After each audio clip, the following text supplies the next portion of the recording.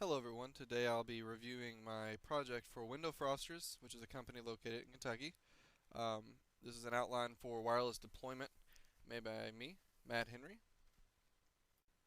This is an outline of the topic that will be covered today. These topics include the company background, the business operations, a little bit over the existing network, as well as the problem statement, and then a list of the requirements that I've gathered, and then my network architecture and design that I've developed for a solution to the problem. Window Frosters is a nonprofit organization that's been providing services for over 62 years. They're considered a leader in advanced therapies, they provide assisted living, and they have cutting edge support. They currently have 250 employees and support over 1,300 people in 37 counties across Kentucky. This diagram here is the business operations diagram. As you can see, there's primarily 5 different sections of the company that are most important that stem directly off of the board of directors and the chief executive officer section. These include the finance department, the ICF/MR department, the plant and property and equipment department, the development and communication education section, as well as the human resources and compliance areas.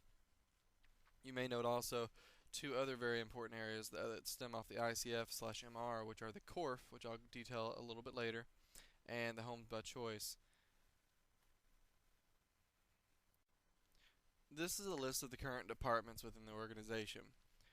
These include the accounting and finance department, physical plant and operations, which are basically maintenance, the IT department, the human resources department, and the marketing.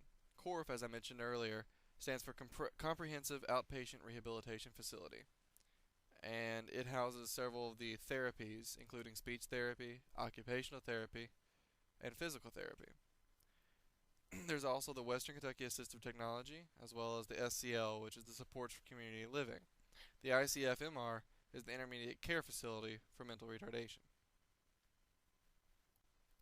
This chart details the applications used within Window Frosters.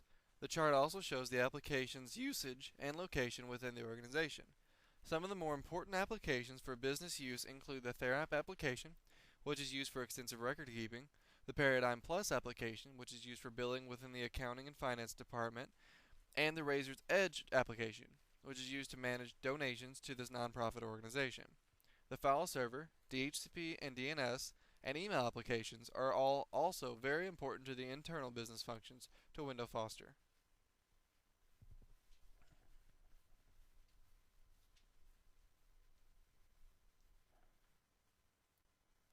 The existing network at Window Frosters is a flat network.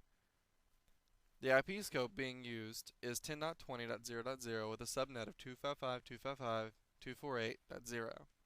There is dynamic IP addressing except for the static IPs that are assigned to managed switches and access points.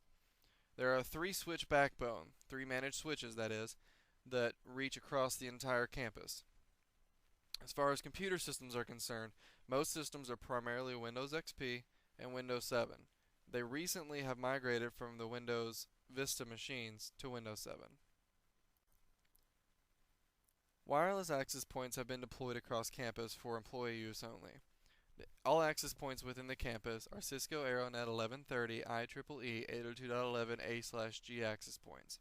All access points have been enabled with WPA2 AES pre-shared key encryption, and all access points are currently autonomous. The managed switches are all HP ProCurve switches, and the firewalls are SonicWall firewalls. This logical diagram gives you a better view of the network itself.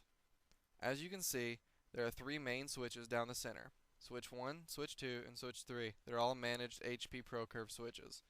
The connection between these switches is fiber. All of the connections seen here are to be presumed Ethernet, or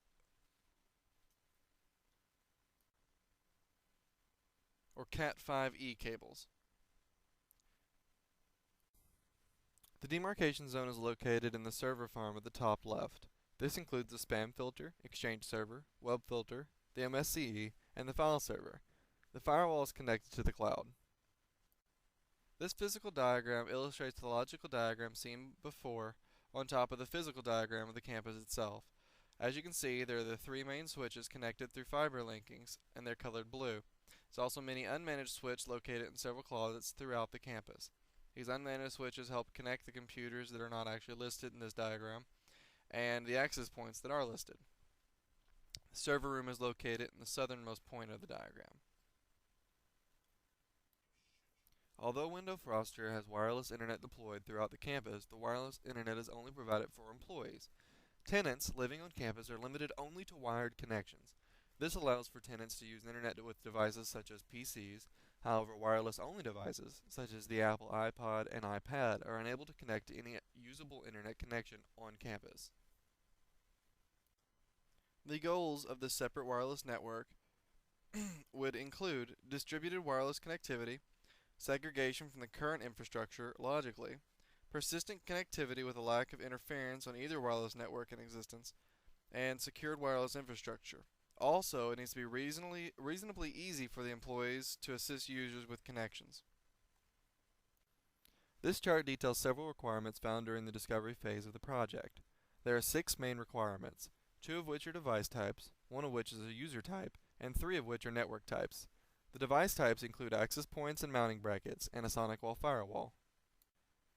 The network must support at least 40 users, and in the network section, there must be VLAN configurations on managed switches, the access points must be WPA2 encrypted, and requirements of a minimum 10 megabit per second internet connection from a different internet service provider, which they have selected as Time Warner. In terms of financial requirements, the financial requirements are not 100% known because the project has not been approved nor budgeted for. Although, given that Window Frosters is a nonprofit organization, it is implied that the project must be minimal in expense.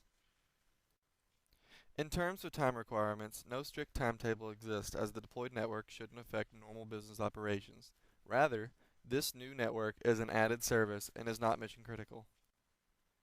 There are, however, some political requirements. Once the project outline has been completed and the project is proposed, it must go through the approval process, in which staff determine during a budget meeting whether or not the project can be allowed to begin.